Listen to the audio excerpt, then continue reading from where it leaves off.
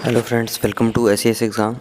Friends, as you all know, अपने financial regulation book के बारे में चर्चा कर रहे थे। तो दोस्तों, प्रीवियस वीडियो के अंदर अपनों ने चैप्टर नंबर 8 जो है वो कंप्लीट किया था, राइट। तो आज दोस्तों अपने इसका चैप्टर नंबर 8 जो है इसकी रिवीजन सारी करेंगे और नेक्स्ट वीडियो के अंदर दोस्तों मैं आपको एमसीक्यूज़ इसके करवाऊंगा, राइट। चैप्टर नंबर 1 से लेके 8 तक जो है अपने सारे एमसीक्यूज़ करेंगे और दोस्तों अपनी तैयारी को क्या है और नेक्स्ट लेवल पे लेके चलेंगे, राइट। और दोस्तों ये जब वीडियो पेंसिल वाला वीडियो होता है तो इसके अंदर अगर आपको विजिबिलिटी में थोड़ी प्रॉब्लम हो तो आप फ़ोन की दोस्तों ब्राइटनेस इंक्रीज़ कर सकते हो, ठीक है। फ़ोन की ब्राइटनेस जो है उसको आप इंक्रीज़ कर दीजिए तो क्या है ये चीज़ें और बेहतर दिखने लगेगी, ठीक है। कई बार दोस्तों लाइटिंग का इशू होता है, राइट। रिकॉर्ड होने के बाद दोस्तों कई बार क्या है लाइटिंग कम हो जाती है, राइट। तो वो तो दोस्तों टेक्निकल फॉल्ट है, हमारे टेक्निकल चीज़ें हैं, इतना टेक्निकल नॉलेज भी हमें नहीं है, यस और नो। तो इसके अंदर फ़ोन की अगर आप ब्राइटनेस कम ज़्यादा कर लोगे तो ये चीज़ें की विजिबिलिटी अच्छी हो जाएगी, ठीक है। कोई चीज़ समझ में नहीं आई तो दोस्तों इसकी पीडीएफ तो अवेलेबल है ही आपके पास, पीडीएफ एसीएस एग्ज़ाम के अंदर, राइट। पीडीएफ एसीएस एग्ज़ाम अगर आप लिखोगे टेलीग्राम पे तो आपको इसकी पीडीएफ मिल जाएगी, राइट। तो पहला देखिए दोस्तों क्या है, PCD CD are required to retrench or object to any charge which is not duly authorized or is unsupported by proper vouchers। तो दोस्तों पीसीडी सीडी को क्या है पावर है क्या करने की, वो रिट्रेंच कर सकती है या वो ऑब्जेक्शन रेज कर सकती है किसी भी चार्ज पे, राइट। एक सेकेंड। तो पीसीडी सीडी दोस्तों क्या कर सकता है, रिट्रेंच कर सकते हैं, ऑब्जेक्शन रेज कर सकते हैं किसी भी चार्ज पे, राइट। कौन से चार्ज पे दोस्तों, कौन से क्लेम पे, कौन से डॉक्यूमेंट पे जो कि क्या है ऑथोराइज नहीं है या उस पे क्या है हम प्रॉपर जो है उसके सपोर्टिंग डॉक्यूमेंट्स हमने नहीं लगाए हैं, राइट। तो उस केस के अंदर क्या कर सकते हैं, पीसीडी सीडी जो है ऑब्जेक्शन रेज कर सकते हैं, राइट। सेकंड तो नेक्स्ट है दोस्तों देखिए, CGDA can not be overruled without references to CAG and ministry of finance on a question of rule और procedure in relation to defence service expenditure. दोस्तों CGDA को ओवररूल नहीं किया जा सकता बिना किसके रेफरेंस के, CAG और तथा मिनिस्ट्री ऑफ फाइनेंस के। कौन से क्वेश्चन पे, क्वेश्चन कहाँ राइज हुआ है, रूल या प्रोसीजर पे, राइट। जो दोस्तों किससे रिलेटेड है, डिफेंस सर्विस एक्सपेंडिचर को, राइट। अगर एमओडी कोई क्वेश्चन ऐसा राइज करता है तो उसको क्या है CAG और मिनिस्ट्री ऑफ फाइनेंस की क्या है क्या करनी पड़ेगी दोस्तों, कंकरेंस लेनी पड़ेगी। और दोस्तों ये मोस्ट इंपॉर्टेंट सवाल है, अगर इस चैप्टर से सवाल पूछा जाएगा तो 90% चांसेस है कि यहाँ से वो सवाल पूछे, ठीक है। अगर दोस्तों पेपर जो है मॉडरेट लेवल का होगा या इजी लेवल का होगा, अगर दोस्तों उसको टफ़ लेवल का एग्ज़ाम बनाना है, टफ़ क्वेश्चन देने हैं, तो वो फिर ऐसे डेटा से खेलेगा आपके साथ, ठीक है। वो पूछेगा दोस्तों कि जॉइंट सीडीए की अगर इररिकवरेबल अमाउंट जो है उसको राइट ऑफ करना है तो उसकी पावर बताइए, ठीक है। अगर आपको ये टेबल याद नहीं होगी तो आप उसका जवाब दे ही नहीं सकते, ठीक है। क्योंकि दोस्तों समझने की क्या बात है इसके अंदर, समझने की तो कोई बात नहीं है, ये तो याद रखने की चीज़ें हैं, यस और नो। अगला देखिए दोस्तों 3 नंबर, powers of audit officers to waive objections and to write off irrecoverable amount. दोस्तों कुछ ऑडिट ऑफिसर्स जो हैं हमारे पीसीडी सीडीए के अंदर जो ऑफिसर्स जो हैं, राइट, तो उनको क्या है पावर दे दी कि क्या कर सके वो दोस्तों, पहले ऑब्जेक्शन को क्या वेव कर सके। पहले बोल दिया जो अपने प्रीवियस वीडियो के अंदर मैंने बोला था, ऑडिट ऑब्जेक्शंस जो हैं इसमें डिस्पोज ऑफ होते हैं, ठीक है, डिस्पोज ऑफ बोल सकते हो। अब दोस्तों बोल दिया इनको वेव हो सकते हैं वो, ठीक है। एक दोस्तों इसके अंदर क्या था, रेगुलराइज भी हो सकते हैं, प्रीवियस के अंदर भी बोल दिया था, राइट। तो आपको जो अच्छा शब्द लगे वो आप लिख के आ सकते हो एग्जामिनेशन के अंदर, राइट। तो powers of audit officers to waive objections and to write off irrecoverable amount, जो अमाउंट रिकवरेबल नहीं है, जो इररिकवरेबल है दोस्तों उसको राइट ऑफ करना है। तो ये बातें जो है पैरा नंबर 177 का फर्स्ट, सेकंड और थर्ड के अंदर दे दी गई है, राइट। तो देखिए फ्रेंड्स कौन कौन सी अथॉरिटीज़ हैं और कौन कौन सी पावर उनको दे दी गई है। सीरियल नंबर है, अथॉरिटी है, ये है waiver of audit objections to save time and trouble over petty sums. दोस्तों पैटी सम्स जो हैं छोटे मोटे अमाउंट के जो सम्स जो हैं, राइट, कौन सी अमाउंट है वो यहाँ पे दे दी गई है कि छोटी मोटी अमाउंट से रिलेटेड जो सम्स जो हैं उनको दोस्तों वेव ऑफ करवाना है ताकि आपका समय बचे, आपकी एनर्जी बचे, मैन पावर बचे, राइट। आप दोस्तों अपने अकाउंट्स से क्या है उन छोटे छोटे सम्स को क्या है राइट ऑफ कर सको, तो इसलिए अलग अलग अथॉरिटीज़ को अलग अलग पावर देती गई है। ठीक है, दूसरा देखिए दोस्तों, waiver of audit objections if expenditure is not exactly cover by the rule. इसके अंदर दोस्तों पढ़ा था अपनों ने कि एक्सपेंडिचर तो जस्टिफाइएबल है, एक्सपेंडिचर तो होना ही है, लेकिन दोस्तों उसके अंदर क्या है वो कोई एग्जैक्टली कोई कवर के द्वारा कोई उसको क्या है सपोर्टिंग नहीं है, कोई कवर उसके अंदर कोट नहीं किया गया, कोई रूल उसके अंदर कोट नहीं किया गया। Right, expenditure is not exactly covered by rules. Right, second है अथॉरिटी इज़ सफिशिएंट। दोस्तों अथॉरिटी कई बार दोस्तों क्या है सफिशिएंट नहीं होती, तो उस केस के अंदर भी राइट तो दोस्तों अथॉरिटी कई बार सफिशिएंट नहीं होती, तो इधर लिख लो इनसफिशिएंट लगा लो दोस्तों, अथॉरिटी इज़ इनसफिशिएंट या authority is not sufficient. Right, तीसरा है दोस्तों फुल प्रूफ नॉट प्रोवाइडेड, उसके सारे सपोर्टिंग डॉक्यूमेंट्स हैं वो आपको नहीं दिए, तो उस केस के अंदर। और है दोस्तों write off irrecoverable amounts due to any cause. अब यहाँ पे इररिकवरेबल आपको याद रखना है। ठीक है, तीन चीज़ें हैं, पैटी सम्स, फिर ये अगर तीन रीजंस नहीं है, फिर दोस्तों इररिकवरेबल। अब इसको याद रखना है तो आप पैटी सम्स याद रखो और इररिकवरेबल याद रखो। ठीक है, ये दो शब्द आ जाएं तो ये टेबल ऐसे फॉलो होगी। ठीक है, अगर दोस्तों ये दो शब्द ना आए तो आपको मान के चलना है कि ये बीच वाले की बात है। रूल नंबर 177 का 1, 177 का 2, 177 का 3। राइट, इसमें देखिए दोस्तों PCDA CDA, additional CDA, joint CDA, DCDA, ACDA। Right, holding group charge और पोस्टेड एज इंचार्ज इन एरिया अकाउंट्स ऑफिस। राइट, चौथा है दोस्तों ACDA, SAO और AO, और पांचवा है दोस्तों WO से दोस्तों स्टार्ट करो आप। 200 रुपये की पावर जो है पैटी सम्स में है, इसका दोस्तों 2.5 गुना कर दिया यहाँ पे। ठीक है, 2.5 गुना 500, 2.5 गुना 500। ठीक है, पैटी सम्स के अंदर 200 रुपये है, आगे दोस्तों 500 है। फिर चलिए दोस्तों ACDA, SAO, AO 500, इसका डबल कर देंगे 1000। ठीक है, इसमें दोस्तों DCDA या ACDA होल्डिंग ग्रुप चार्ज। ठीक है, या तो दोस्तों ग्रुप चार्ज रखते हो या वो एरिया अकाउंट्स ऑफिस के अंदर इंचार्ज हो। ठीक है, तो इसके अंदर कितनी पावर है इनकी 1500 से कितनी हो जाएगी 3000। एडिशनल और दोस्तों जॉइंट की बात करूं तो मैं 2000, 5000, 2.5 गुना कर दिया। और PCDA CDA के दोस्तों 5000, फिर यहाँ पे 10,000 और फिर 10,000। ठीक है, इसको याद रखना दोस्तों, ऐसे भी याद रख सकते हो आप 200, 500, 1500, 2000, 5000, 500, 1000, 3000, 5000, 10,000। दोस्तों 3-4 बार पढ़ोगे तो क्या ये चीज़ें आपको याद होने लग जाएगी। यस और नो, आगे चलिए फ्रेंड्स। 4 नंबर देखिए दोस्तों, recovery of over payment procedure की बात करता है। राइट, ये प्रीवियस के ऐसे एग्जामिनेशन में सेम टू सेम ऐसे ही फोटोकॉपीज़ का पूछा गया है। राइट, टिप्पणी के अंदर। यस और नो, तो देखिए दोस्तों all personal claims should be audited finally within 12 months from the date of the payment. अब दोस्तों सारे जितने भी पर्सनल क्लेम्स जो हैं वो क्या हैं, should be audited finally within 12 months. वो दोस्तों 1 साल के अंदर अंदर क्या है उनको ऑडिट हो जाना है। राइट, तो इसके अंदर दोस्तों क्या है 2 केसेस हैं। ठीक है, एक तो 12 मंथ और एक दोस्तों 12 मंथ के ज़्यादा, 12 मंथ के अंदर अंदर, 12 मंथ के अंदर अंदर, एक दोस्तों 12 मंथ के बाद। ठीक है, क्या डिटेक्ट हुआ है दोस्तों, ओवर पेमेंट डिटेक्ट हुआ है। ओवर पेमेंट का मतलब क्या है, किसी की दोस्तों 100 रुपये एंटाइटलमेंट था उसको। ठीक है, आपने दोस्तों 150 रुपये कर दिया उसका। ठीक है, भुगतान, तो ये क्या हुई, मेरी ओवर पेमेंट हुई।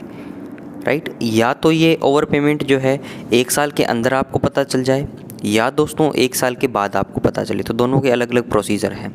और फ्रेंड्स जनरली जो है ये ऑडिट हो जानी थी, मान लो 100 रुपये पेमेंट थी तो इसको क्या 1 साल के अंदर अंदर ऑडिट हो जाना था और आपका इसके अंदर फाइनल जो क्लैरिफिकेशन है उस पर आ जाना था कि ये अमाउंट सही है या नहीं हुई। ठीक है, ये तो इसके अंदर बोला हुआ है 12 मंथ्स के अंदर ऑडिट होगी। तो देखिए दोस्तों A नंबर में क्या बोला, ओवर पेमेंट की रिकवरी डिटेक्ट हो तो 12 मंथ के अंदर अंदर, अगर दोस्तों ओवर पेमेंट की रिकवरी डिटेक्ट हो 12 मंथ के अंदर अंदर, 1 साल के अंदर अंदर जो उसका सिंपल ऑडिट पीरियड था, तो individual is fully informed of its nature. तो दोस्तों क्या है, इंडिविजुअल को किस टाइप के नेचर की जो रिकवरी है ओवर पेमेंट हुई है वो बताना पड़ेगा और दोस्तों इसका मेथड ऑफ रिकवरी भी बताना पड़ेगा। ठीक है, अब आपने इंडिविजुअल को बता दिया। अब दोस्तों इंडिविजुअल को ऐसा लगता है कि क्लेम नॉट इन ऑर्डर, कि भैया आपने जो उसको बात बोली है वो सही नहीं है, वो तो इस चीज़ के लिए क्या था, एंटाइटलमेंट था। ठीक है, उसको ओवर पेमेंट हुई नहीं, अगर इंडिविजुअल ऐसे बोलता है तो दोस्तों PCDA CDO को रिक्वेस्ट करेगा इंडिविजुअल, तो इंडिविजुअल रिक्वेस्ट करेगा PCDA CDO को टू विद होल्ड रिकवरी, किस चीज़ के लिए कि भैया आप एक बार PCDA CDA साहब एक बार मेरी रिकवरी जो है उसको विद होल्ड कर दीजिए। मैं दोस्तों क्या करना चाहता हूँ, मैं सर क्या करना चाहता हूँ, अपील करना चाहता हूँ। Pending submission of an appeal to competent authority. मैं PCDA CDA को क्या है वो ये बोल दूंगा कि मैं मेरी कॉम्पिटेंट अथॉरिटी को अपील करना चाहता हूँ कि मेरी रिकवरी को एक बार रोक दीजिए और इस अपील का क्या है निर्णय आने दीजिए।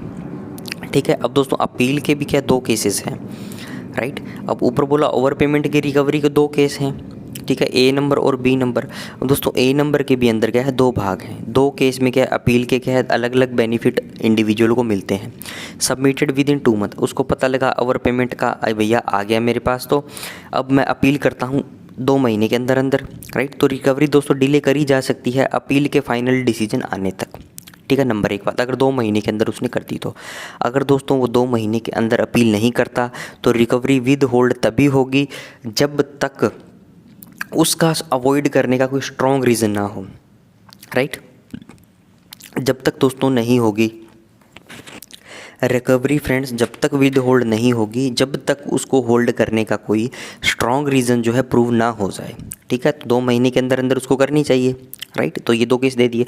अब दोस्तों 12 महीने के बाद अगर डिटेक्ट होती है तो ओवर पेमेंट की बात 12 महीने के बाद डिटेक्ट हो तथा 12 महीने के बाद चैलेंज की जाए तो दोस्तों PCDA CDA क्या है CFA के थ्रू इंडिविजुअल को कॉल करेंगे। ठीक है दोस्तों, फिर इंडिविजुअल के रिप्लाई पर जो है CFA डिसाइड करेगा कि रिकवरी करनी है या नहीं करनी। ठीक है, अगर दोस्तों CFA जो है बोलता है रिकवरी नहीं करनी तो उसके रीजंस भी क्या हैं कोट करने पड़ेंगे, राइट। समझ में आई दोस्तों बातें, आगे चलिए। अगला दोस्तों 5 नंबर देखिए, रेमिशन ऑफ डिसअलाउंसेस। अब दोस्तों अस्वीकृति की छूट का मतलब क्या है, डिसअलाउंस हो गया कुछ भी।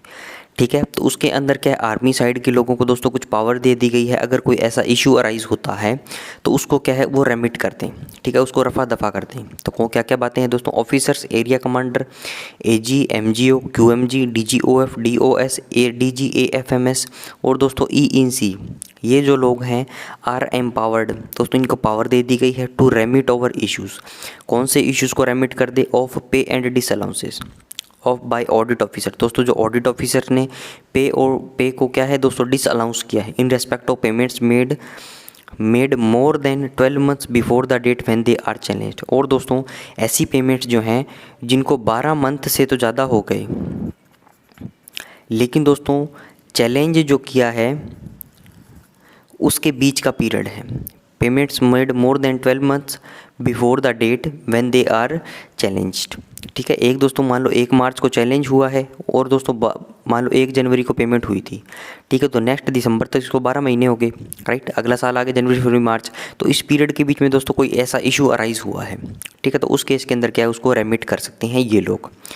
किन केस में दोस्तों, commissioned officers, JCO, NCO, soldiers provided, बशर्ते क्या है दोस्तों they consider the amount to have been drawn by individual under a behalf he was entitled to it. और दोस्तों उनको ऐसा लगता है कि जो इंडिविजुअल ने जो इसकी डिमांड करी थी, जो इंडिविजुअल कोई अमाउंट जो पैसा दिया गया है, राइट, जिसको डिसअलाउंस होने की बात हो रही है उस चीज़ के लिए वो एंटाइटलमेंट था।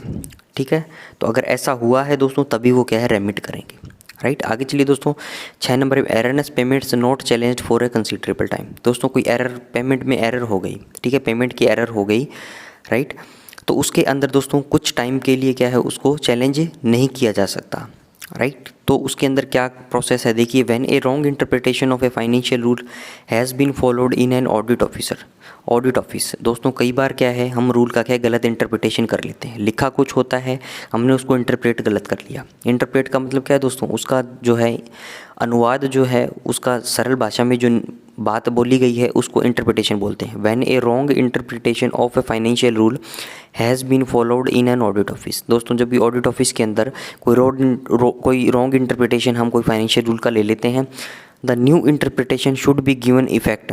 तो दोस्तों नई जो इंटरप्रिटेशन है वो कब इफेक्ट करेगी, to from the date of issue by the CAG और CGDA of the order stating the correct interpretation. दोस्तों जिस डेट को CAG या CGDA नया रूल जब तक निकाल नहीं देते, राइट, तब तक आपको दोस्तों क्या है उस चीज़ को होल्ड करना है, येस और नो। और दोस्तों जब जो ऑर्डर आ जाए उस डेट से क्या है उस जो सही करेक्ट इंटरप्रिटेशन है उसको आपको लागू करना है। ठीक है। सेकंड देखिए, when erroneous payments have been left unchallenged owing to oversight. दोस्तों कई बार एयरनेस पेमेंट हो गई, ठीक है, और दोस्तों उसको चैलेंज भी आप नहीं कर सके क्योंकि आपने दोस्तों क्या है, ओवरसाइट अनदेखा उसको कर दिया, ठीक है। The audit officer should not undertake a re audit of bills paid more than 12 months but should report the facts of the case to the CFA for orders. और दोस्तों द ऑडिट ऑफिसर्स जो हैं should not undertake a re audit of bills. दोस्तों audit office किन bills का क्या है, री ऑडिट नहीं करेंगे पेड मोर देन 12, जिनकी पेमेंट को हुए 12 महीने से ज़्यादा हो गए, ठीक है। और दोस्तों अगर ऐसा होता है, बाद में ऐसा पता चलता है 12 महीने के बाद, राइट, तो दोस्तों क्या है, उसकी री ऑडिट नहीं करेंगे ऑडिट ऑफिसर, एक नंबर बात। और जो केस हैं, जो फैक्ट हैं केस के, उनको क्या CFA को क्या ऑर्डर्स के लिए रेफ़र कर देंगे, राइट। तो ये चीज़ समझ में आई। आगे चलिए फ्रेंड्स, अब दोस्तों इसके अंदर क्लेम्स के लिमिटेशन की बात कर रहे हैं, ठीक है, उसके सीमा अवधि की बात कर रहे हैं, राइट। तो इसके अंदर देखिए दोस्तों, claims preferred within 24 months will be dealt with in the usual way. दोस्तों जो भी क्लेम्स जो हैं 24 मंथ्स के अंदर जो क्या है प्रेफर किए जाएंगे, उनकी ऑडिट जो है, राइट, उनका जो जैसे वो पास होते हैं वो यूजुअल वे में होंगे, राइट। अगला देखिए, claims preferred in respect of any period not more than 6 years may be admitted by the. दोस्तों 2 साल के अंदर अगर क्लेम आ गया तो उसको यूजुअल वे में ट्रीट करना है, ठीक है। लेकिन दोस्तों 6 साल से कम अगर कोई भी पीरियड है, ठीक है, 6 साल से दोस्तों कम अगर कोई पीरियड है और कोई भी क्लेम है वो आया है आपके पास, और दोस्तों ऐसी डेट को आया है कि जिस टाइम तक उसकी क्या है, वो उसको मना किया जा सकता था, उसको फॉरफिट किया जा सकता था, राइट। तो उस केस के अंदर दोस्तों ये जो लोग दिए गए हैं, GOC, INC, commands, corps, div commander, commander area, independent sub area brigade, chief of naval staff, FOC in western Bombay को, commodore, heads of department in respect of respective services when in their opinion exceptional circumstances justify such treatment to be accorded, ठीक है। तो दोस्तों 2 साल में तो बोल दिया कि भैया यूजुअल वे में करना है, 2 साल के बाद, और दोस्तों 6 साल से पहले ऐसा कोई क्लेम आया है कि जब उसको क्या मना किया जा सकता था, राइट। लेकिन दोस्तों ये अथॉरिटीज़ जो हैं इनको पावर दे दी कि अगर आपको ये चीज़ सही लगती है तो उसको क्या है प्रेफर किया जा सकता है, राइट। अगर वो जो एक्सेप्शनल जो सर्कमस्टांसेस है वो उस कंडीशन को क्या है जस्टिफाई करते हैं, तो राइट। समझ में आई दोस्तों बातें। आगे चलिए, अगला देखिए दोस्तों 8 नंबर है delegation of powers to dispose of audit objections oblique regularise losses और अदर इरेगुलरिटीज़, राइट। तो दोस्तों क्या दी गया है इसके अंदर, power to waive recovery of amounts under objections. कोई भी ऑब्जेक्शन आपने रेज़ किया है तो उसके अमाउंट की रिकवरी है, या कोई अदर इरिकवरेबल अमाउंट है, या दोस्तों आपको ऑडिट ऑब्जेक्शंस को रेगुलराइज कराना है जो कि इसकी वजह से आया है breach of rules and regulations, ठीक है, आपने कोई नियम कानून तोड़े हैं। Should be exercised by the authorities if. दोस्तों क्या क्या कंडीशन है, आपको अगर ये चीज़ें वो करते हैं तो उसको वेव ऑफ करते हैं तो, ठीक है। The irregularity does not disclose a defect in the rules और regulations the amendment of which require the sanction of the government of India. दोस्तों रूल्स रेगुलेशंस को ब्रीच करने के बाद अगर उसके अंदर अमेंडमेंट के लिए गवर्नमेंट ऑफ इंडिया की सैंक्शन चाहिएगी तो वो क्या है उसको वेव नहीं करेंगे। दूसरा, they are themselves not personally responsible for the loss over payment irregularity. और दोस्तों वो खुद क्या हैं उन चीज़ों के लिए पर्सनली रिस्पॉन्सिबल नहीं होनी चाहिए, उस लॉस के लिए, ओवर पेमेंट के लिए और इरेगुलरिटी के लिए, राइट। तो ये हुआ दोस्तों चैप्टर का रिवीजन कंप्लीट, और इस वीडियो को दोस्तों यहीं रैप अप करता हूँ मैं, और नेक्स्ट वीडियो के अंदर दोस्तों अपने MCQs डिस्कस करेंगे ताकि और बेहतर समझ हमारी FR बुक के प्रति हमारी बन सके, राइट। तो इस वीडियो को दोस्तों यहीं रैप अप करता हूँ। वीडियो को लाइक करें, चैनल को सब्सक्राइब करें, कमेंट दोस्तों जरूर से करिएगा। Thanks for watching, have a nice day.